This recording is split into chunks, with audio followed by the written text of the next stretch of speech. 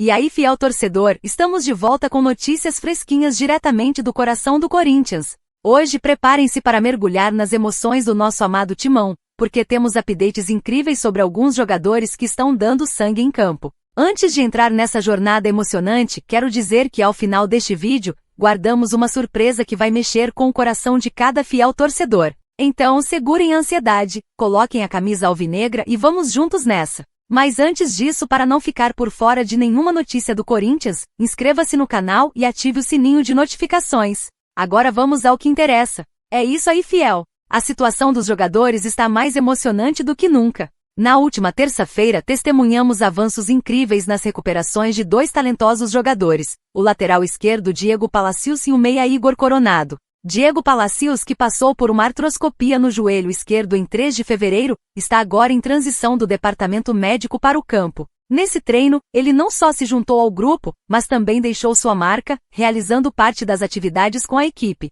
Uma verdadeira superação. Enquanto isso, Igor Coronado, diagnosticado recentemente com uma lesão no músculo reto femoral da coxa direita, está dedicado aos trabalhos específicos, demonstrando sua determinação em se recuperar. Ainda sem contato com os demais atletas, ele está trilhando seu caminho de volta ao auge. Apesar desses avanços incríveis, há uma pequena nuvem de incerteza pairando sobre a participação da dupla na partida contra o São Bernardo, marcada para quinta-feira às 20 horas, no estádio 1º de maio. Essa disputa é nada menos que a segunda fase da Copa do Brasil, e todos estamos ansiosos para saber se Palacios e Coronado estarão em campo. E as notícias não param por aí. Fausto Vera, com um incômodo no pé direito, ainda está fora do campo, lutando para superar essa adversidade e se juntar aos colegas nos treinos em breve. Mas atenção, torcedores! O técnico Antônio Oliveira não está para brincadeira. Após poupar titulares contra o Água Santa no último domingo, o Corinthians está se preparando para enfrentar o São Bernardo com toda a força.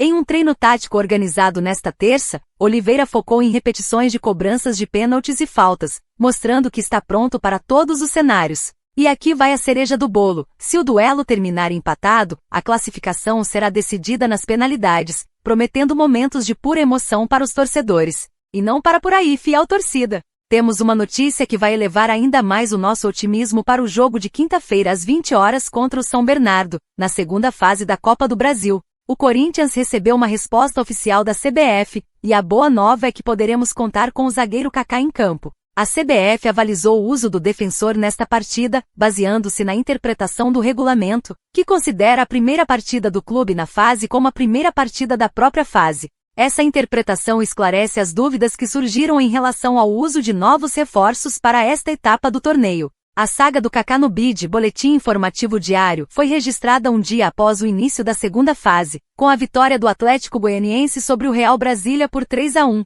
O regulamento específico sobre reforços gerou incertezas, mas a conclusão é clara: o zagueiro está apto para entrar em campo e reforçar o timão. Essa é a última fase com partidas únicas no torneio nacional, então cada detalhe conta. O Corinthians baseou-se na posição do Internacional, que obteve aval para utilizar novos reforços registrados antes do início da fase. O clube gaúcho, inclusive, contou com Thiago Maia e Rafael Santos Borré em seu último duelo. Assim, o timão poderá incluir Kaká na lista de relacionados, consolidando-o como o 11º reforço da equipe na semana passada. Preparem-se para esse reforço de peso e para a emoção que nos aguarda no duelo. E é isso aí, fiel! O Corinthians segue consolidando seu planejamento para fortalecer o elenco e garantir a permanência de jovens talentos em suas fileiras. Em um passo significativo, o clube avançou nas negociações com o promissor atacante Kaique, de 19 anos, figura central na conquista recente da Copa São Paulo de Juniores, onde se destacou ao marcar o gol decisivo na final, conferindo ao timão o título tão almejado.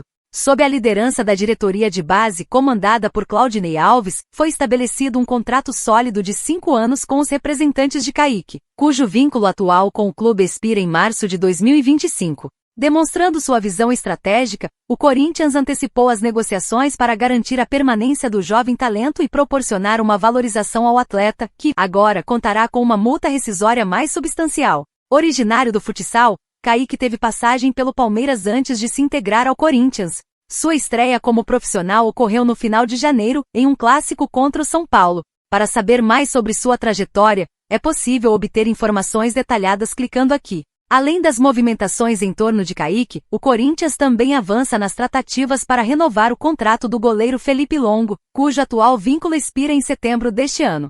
Paralelamente, a renovação de contrato do meio-campista Breno Bidon foi recentemente formalizada. O jovem talento de 18 anos comprometeu-se com o clube por mais 5 temporadas, estendendo seu compromisso até o início de 2029. Após a assinatura do contrato, o departamento jurídico do Corinthians revisou as cláusulas, elevando as multas rescisórias de Bidon. Para o mercado internacional, a indenização foi fixada em impressionantes 100 milhões de euros, em comparação aos iniciais 50 milhões. No cenário doméstico, a multa agora é de 120 milhões de reais, ultrapassando os 80 milhões de reais acordados inicialmente. Mesmo diante do interesse de clubes estrangeiros, o prodígio Bidon e a Dodici Esportes BR, empresa responsável por sua carreira, optaram por priorizar a permanência no Corinthians. O clube detém 90% dos direitos econômicos do talentoso meio-campista, cuja estreia como profissional ocorreu no último domingo, em um empate sem gols contra o Água Santa. Essas movimentações reforçam a estratégia do Corinthians em assegurar uma base sólida e promissora para o futuro, consolidando-se como um celeiro de talentos no cenário esportivo.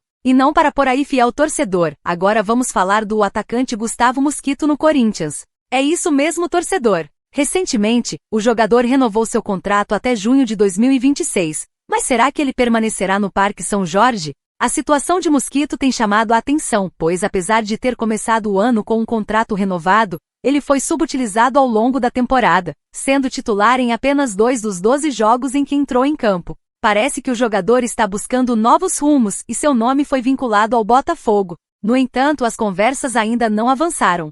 Curioso, não é mesmo? Houve até uma tentativa de troca entre Mosquito e Danilo Barbosa, mas o Botafogo não demonstrou interesse nos termos propostos pelo Corinthians nessa primeira abordagem. Será que essa negociação vai se desenrolar de uma forma diferente? Com a ascensão de Wesley, a boa fase de Romero e a chegada de Pedro Henrique, Mosquito viu sua participação diminuir no time de Antônio Oliveira. Em toda a temporada, o atacante acumula apenas uma assistência, com o passe para gol acontecendo no empate contra o Palmeiras. Agora fica a dúvida, será que Mosquito continuará no Corinthians ou buscará novos desafios em outro clube? Se você está tão intrigado quanto eu, não se esqueça de se inscrever no canal, deixar seu like e ativar as notificações para não perder nenhuma novidade. E aí, o que você acha que o futuro reserva para Gustavo Mosquito? Deixe sua opinião nos comentários. E aqui você sabe, né, vai Corinthians!